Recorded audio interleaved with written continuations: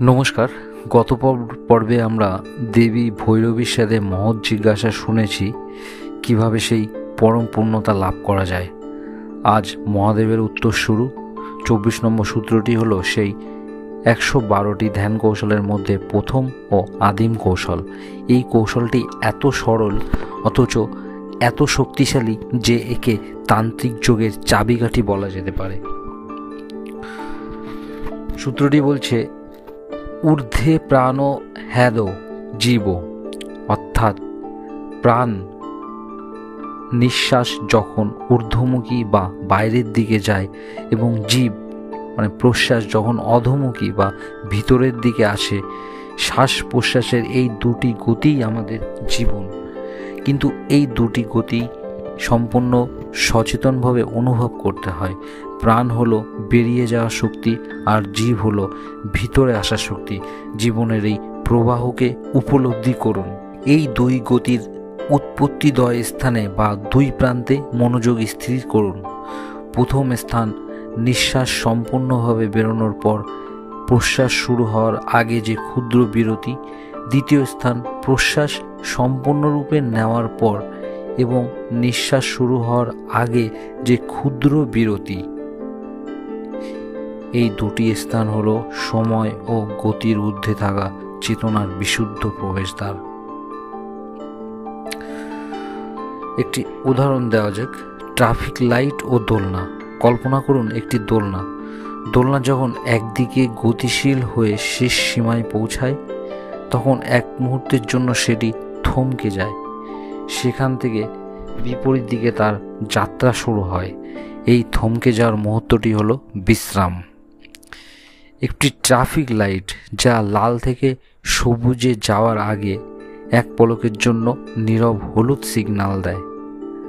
আমরা আমাদের শ্বাস প্রশ্বাসও ঠিক তাই। সেই বিরতির মুহূর্তে আমাদের মন থমকে যায়, চিন্তা থেমে যায় এবং আমরা অচিন্তার জগতে প্রবেশ করি। এই বিরতিতে মনকে ভরিয়ে দেওয়া মানে পূর্ণ সচেতনতা দিয়ে স্থির থাকা। এই কৌশলটি কেন বিজ্ঞানসম্মত? কারণ শ্বাস প্রশ্বাসের এই বিরতির মুহূর্তে আমাদের নিউরাল কার্যকলাপ শান্ত হয়। বিজ্ঞান ভৈরবতন্ত্র বলছে, যখন মন কোনো কাজ নিঃশ্বাস বা প্রশ্বাস করছে না তখন এটি স্বাভাবিকভাবেই তার উৎসের দিকে অর্থাৎ শিবত্ব বা চেতনার দিকে ফিরে যায়।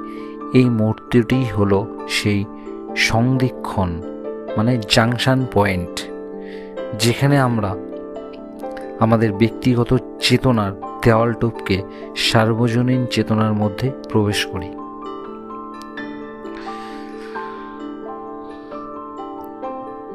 আরাম করে বসুন, প্রথম স্টেপ। দ্বিতীয় স্টেপ, প্রথমে আপনার সম্পূর্ণ নিঃশ্বাস বের করুন। তৃতীয় স্টেপ, প্রশ্বাস শুরুর আগে সেই ক্ষুদ্র নীরবতাটি অনুভব করুন।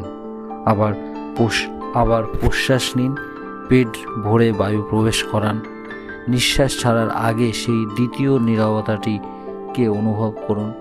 প্রথমে এটি 1 সেকেন্ডের ভগ্নাংশ মাত্র, কিন্তু ধীরে ধীরে মনোযোগের মাধ্যমে এই স্থানটি আরও প্রসারিত হবে।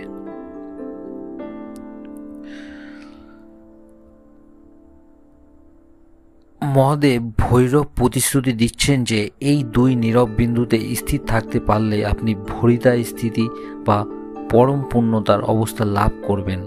অর্থাৎ যে পূর্ণতার সন্ধান দেবী ভৈরবী করেছেন তার প্রবেশদ্বার আপনি আপনার প্রতিটি শ্বাসেই বিদ্যমান। এটি তন্ত্রের সৌন্দর্য।